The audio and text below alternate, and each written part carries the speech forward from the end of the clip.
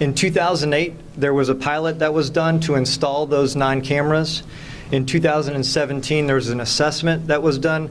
Ultimately, those cameras are based on obsolete technology. They do not integrate with our video integration center. We have not removed those cameras because we do still think that their presence is valuable. As the mayor mentioned, she has committed and made a priority to invest in cameras across the city.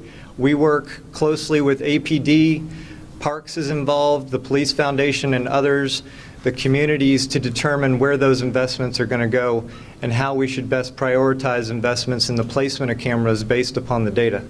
And so that's what we'll continue to do as we look to decide where we make investments in our camera infrastructure moving forward. And in light of those cameras not being working the night of the murder, what steps are you all taking to ensure that they are working in the future? And what's the time frame? So let me reiterate, we're still working to determine if there's any information we can get from those cameras. As I mentioned, the cameras were installed as a pilot in 2008. The technology for those particular cameras is obsolete.